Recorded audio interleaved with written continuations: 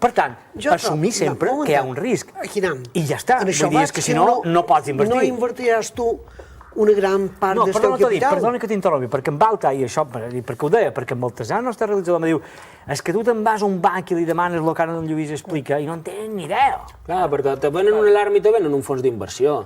Això sí que ho arreglen els neobancs, això sí, però no te donen tota... I com bé ha dit en Pau, encara que el regulador faci molta feina, els consumidors han de fer feina.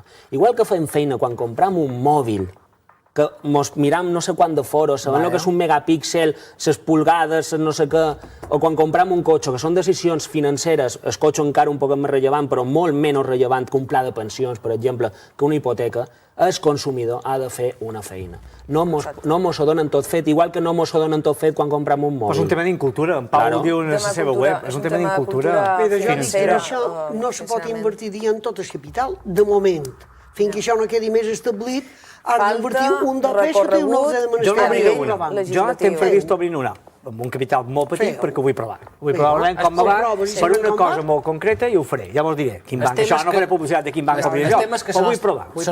Mira, mos han educat, jo soc professor a la universitat, més justament d'economia financera, i a la universitat m'arriben així, no, me refereix que mos han educat per ser treballadors. Mos han educat per ser treballadors, sigui via empresari o sigui treballador, però mos han educat perquè la nostra única finalitat sigui fer una feina determinada i guanyar un dos pes. Però justament la segona pata de guanyar aquest dos pes, que és saber invertir-los, perquè els dos pes mos fan dos pes dormint, és a dir, que els dos pes que mos hem despertat cada dia a les 6 del matí, després ells tots sols fan dos pes, no mos han format. No mos han format gens, ni mos han conscienciat d'aquesta importància. I què mos ha passat? Que gent que durant tota la seva vida ha fet molta feina i ha fet un petits estalvis, després se n'ha anat a un banc i li han vengut participació en preferents, gent que començava a guanyar bé li han venut hipoteques molt per damunt de la seva capacitat de reembols, i aquesta part és el que venguin els neobancs o no venguin els neobancs han d'aprendre. Ja tenim a la nostra disposició, tu has dit el nostre blog, però n'hi ha moltíssims, i en Lluís i jo i na Cristina ens dediquem cada dia a emetre informació gratuïta a les xarxes, és a dir, hi ha molta d'informació. Els neobancs no substituiran, al revés, potenciaran la gent, els experts, els professionals que són fiables. Perquè els professionals que són fiables el que farem és dir-li, doncs miri, i ara aquí anava, no? Mos ha dit en Xisco de Soia, si no m'equivoc. D'Esportitxol. El meu fill fa feina a un neobanc. I ha dit un neobanc d'Amsterdam. Probablement sigui Sbunk. Sbunk és un neobanc, és una entitat financera respaldada pels fons de garantia de depòsits holandès. Després tenim el CN26. CN26 és un neobanc, però és una entitat financera alemana. Què passa? Que si nosaltres obrim una compta a N26, a on estan els nostres dos bés? A Alemanya. Què significa que està a Alemanya? Que si tenim més de 50.000 euros ho hem de comunicar al Banc d'Espanya. Perquè són dos bés a una entitat...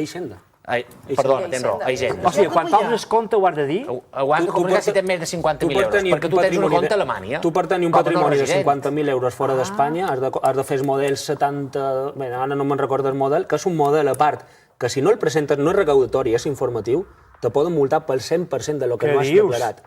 Clar, necessitam que qualcú mos informi d'això. Tot això és una informació que no se diu, vull dir, no... No, perquè volen que fiqui dos bés. Clar, i la banca tradicional és que està callada, completament. Està callada. Però bueno, jo crec que aquestes noves tecnologies també faran que la banca tradicional tal vegada s'aparegui, o si queda, que millori. Perquè li ha sortit de sobte, li ha sortit una competència que fins ara s'estava excloent, perquè ja avui dia queden ja 4 o 5 bancs. I després, Cristina, que també hi ha bancs, aquests neobancs que són bancs, que com a mínim han de tenir una certa precaució. Per exemple, Ferratum. Ferratum Bank està a Malta. Jo no sé com està el seu fons de garantia de depòsits. Suposadament tenim un sistema europeu que fa que tots els fons de garantia de depòsits siguin igual de forts, però jo preferiria tenir dos bés a Espanya, a Alemanya, que Malta. I per tant hem de saber, com a mínim ho hem de saber. Hem de saber on tenim els dos bés, perquè que estigui un neobanc, que estigui internet, no significa que els dos bés no estiguin a un país. Els dos bés estan a un país. Com a mínim estan baix la legislació d'un país. Quin país? Alemanya, Països Baixos, Malta, o tenim els dos bés... Diferenciona, això és important. Malta... O tenim els dos bés, per exemple, a Monzobank. Monzobank que és un altre banc, resulta que sí, que és una entitat financera, però Monzo Bank és una entitat financera que està a Gran Bretanya.